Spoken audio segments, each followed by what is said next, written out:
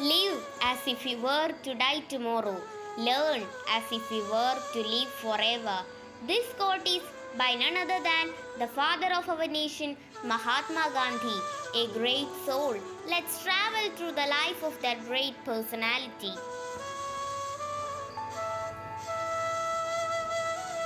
Mohandas Karamchand Gandhi was born on 2nd October 1869 in Porbandar, Gujarat.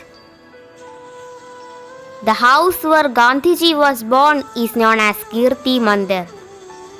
Later, in 1893, Gandhiji went to South Africa by the industrialist named Dada Abdullah. After that, he started Natal Indian Congress and a paper called Indian Opinion. Gandhiji experimented the weapon of Satyagraha for the first time in South Africa. He started Tolstoy farm at Johannesburg in South Africa, and the Phoenix settlement started by him is at Durban, South Africa. Pietermaritzburg railway station in South Africa was the railway station where Gandhiji was pushed off from the train.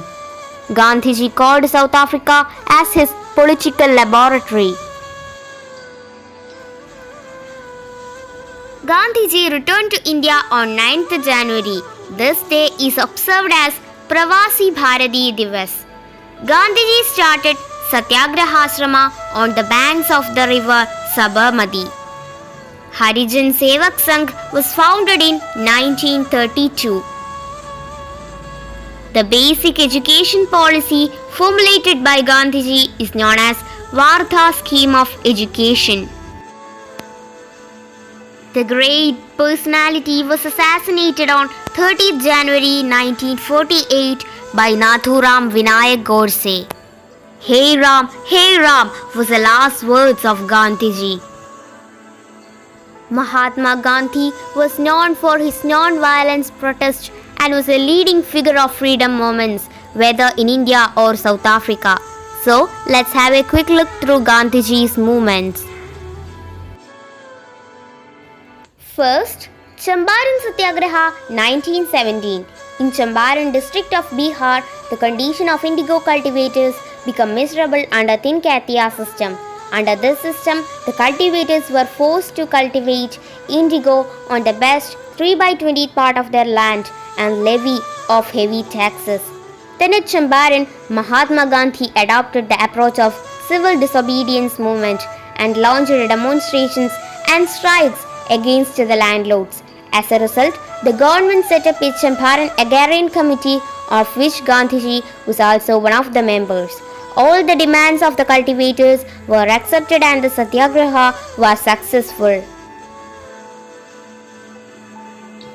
Next, Ahmedabad Satyagraha 1918. This time, Gandhiji was dealing with the workers. Due to plague, the mill owners had increased the pay of 75% to attract workers. So, Gandhiji left with no opinion. He asked workers to go on a strike. When Gandhiji saw the strike succeeding, he went on a fast. This put pressure on a mill owners who agreed for the 35% increment. Next, Kheda Satyagraha 1918. The peasants were in extreme distress as their crop produce had been 1/4 of the original. As per the revenue code, they were entitled for a full concession. However, the government was not willing to let go of their revenues and kept pressuring the peasants.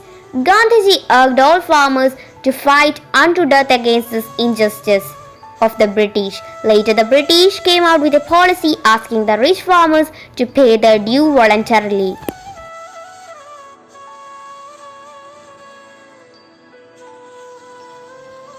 Rowlatt Act 1919. British, in the name of curbing terrorist violence, had introduced a bill that severely curtailed the liberties of the Indians. It had provisions for arrest without warrant and detention for 2 years. Gandhiji called for a nationwide hurtle accompanied by fasting and praying. The Rowlatt Satyagraha was withdrawn on 18th April 1919 because of Jallianwala Bagh massacre that happened on 13th April 1919. Gandhiji called it as a Himalayan blunder. It was Rowlatt Satyagraha, the first nationwide movement. Next, confusing facts. Other Gandhis. Kerala Gandhi K. Kelappan, Mayadi Gandhi L.K. Kumaran Master, Kenyan Gandhi Jomo Kenyatta, African Gandhi Kenneth Kaunda, Frontier Gandhi Khan Abdul Ghaffar Khan. Thank you for watching.